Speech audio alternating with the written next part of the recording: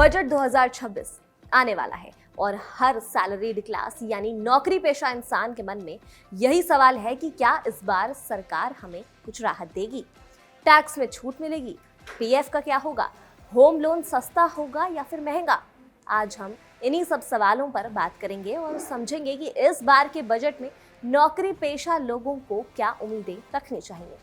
Budget 2026 क्या मिलेगी नौकरी पेशा वालों को राहत। 1 फरवरी को बजट पेश होगा। ये बजट सीधे हमारी जेब पर असर डालता है। नौकरी पेशा इंसान अपनी सैलरी का कुछ हिस्सा टैक्स, पीएफ, ईएमआई में ही निकाल देता है। इनकम टैक्स, सबसे पहले बात करते हैं इनकम टैक्स की, जो हमारी सैलरी आने से पहले ही कट कराता है। इसमें ओल्ड वर्सेस न्यू रिजीम चलता है। सरकार लगातार न्यू टैक्स रिजीम को बढ़ावा दे रही है, लेकिन पुराने में छूट मिलती थी। क्या इस बार ओल्ड रिजीम को हमेशा के लिए खत्म कर दिया जाएगा या उसमें कुछ और बदलाव हो सकते हैं? पिछली बार 12 लाख तक कोई टैक्स नहीं था। क्या इस बार ये लिमिट 15 लाख तक जा सकती है? अगर ऐसा हुआ तो हमें सीधे बचत होगी।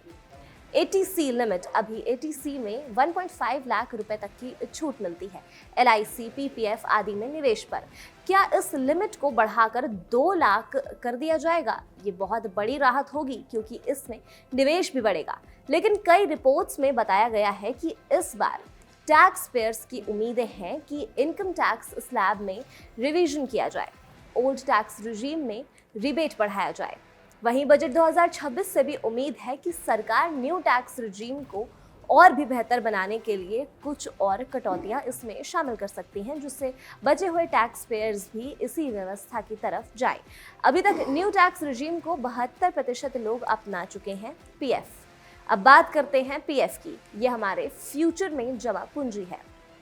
अभी कुछ शर्तों के साथ पीएफ पर मिलने वाले इंटरेस्ट पर टैक्स लगता है। तो सवाल आता है कि क्या इस बार सरकार इस टैक्स को कम या खत्म करेगी ताकि हमारी बचत पर ज्यादा असर ना पड़े। कई मीडिया रिपोर्ट्स में दावा किया जा रहा है कि सरकार पीएफ विड्रॉल पर मिलने वाली टैक्स छूट के लिए 5 साल की शर्त को घटाकर 3 साल करने पर विचार कर रही है।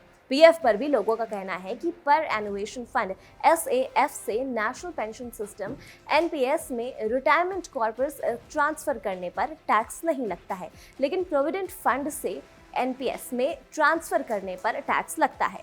पीएफ से एनपीएफ में ट्रांसफर को टैक्स फ्री करने की जरूरत है। इससे सीनियर सिटीजन को रिटायरमेंट प्लानिंग में मदद मिल सकती है। इंश्योरेंस प्रीमियम पर छूट, स्वास्थ्य बीमा आज के समय में बहुत जरूरी है।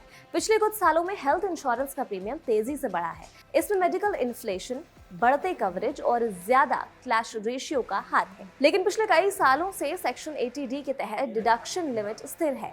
खुद और परिवार के लिए 25,000, माता पिता के लिए अतिरिक्त 25,000 रुपए और सीनियर सिटीजन माता पिता के लिए 50,000 का डिडक्शन हेल्थ पॉलिसी का प्रीमियम पर क्लेम किया जा सकता है।